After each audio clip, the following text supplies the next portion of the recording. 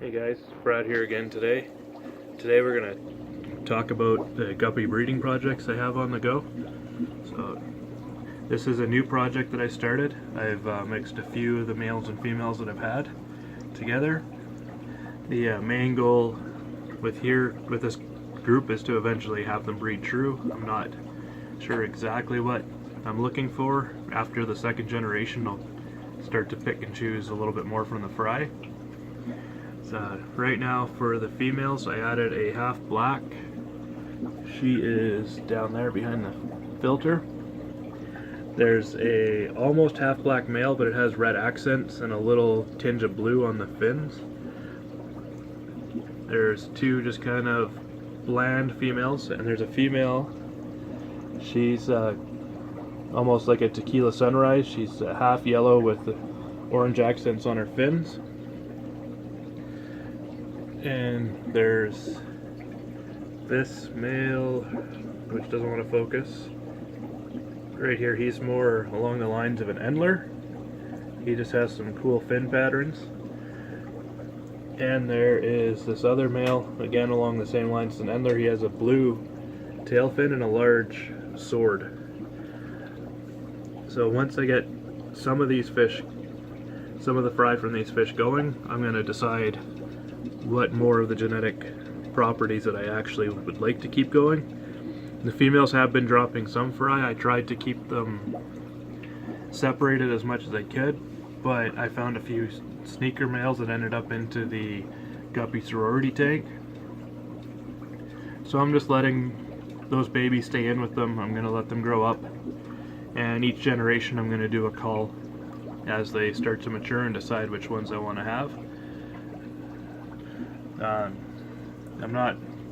I don't really have any specific end goal other than to eventually get them to breed true. I think she's probably the prettiest female there, and I really like the male with the sword tail on him. The other guppy breeding project that I still have going on is the blonde galaxy guppies. So I recently lost the females that I had, so I have two mature males and no females left, but the babies are starting to grow up a little bit more. There's also a couple sword tails in here. The babies are starting to get to the point now where I'm going to have to really pick and choose which ones I want to stay in the colony for color purposes. Sorry guys, they're really not wanting to focus at all. So some of the males are developing a really half and half tail. It's really hard to see on the camera here, but there is some of them that are developing a really beautiful half and half tail. I want to see how it's going to carry on. I'll probably end up removing the males from here and letting the new generation interbreed. They came from 3 different females and 2 males, so there's not a whole lot of genetic diversity, but there is some. So I'm hoping to have the next generation starting here shortly.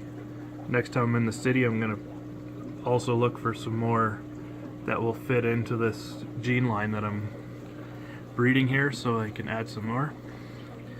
They also are in the tank with the bristlenose plecos.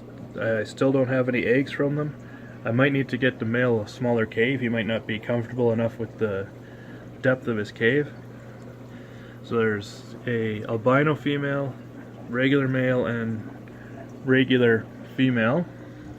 And then on the other side here, I have the Starlight Bristlenose, the L183s, and I'm hoping to get some more of these in the next couple weeks. I'm also going to be building a new rack this week. It's going to be 6 40-gallon breeders, so I'm all ready for the new fish from the auction. And I'll probably be moving both of the guppy breeding colonies into their individual tanks in the 40 breeder system. And more than likely I'm going to be converting this tank to South Americans. I'm going to be slowly changing out half the water to RODI water, and I'd like to get apistogrammas in here. We'll also be adding some botanicals to the tank, and the other tank that has the guppies in it currently will probably just be for whatever I get from the auction. I'm not really after anything particular other than apistogrammas. So next Sunday, April 29th, is the auction in Edmonton at High Park Hall. I will be there. My son's going to come with me, so having him as my designated bidder, he's 7 years old, and I usually end up overpaying, but he loves the auction, so it's always good to bring him. So that's it for the update on the guppies. Until next time, guys, see you next week. Make sure you comment, like, subscribe. Thanks again. Bye.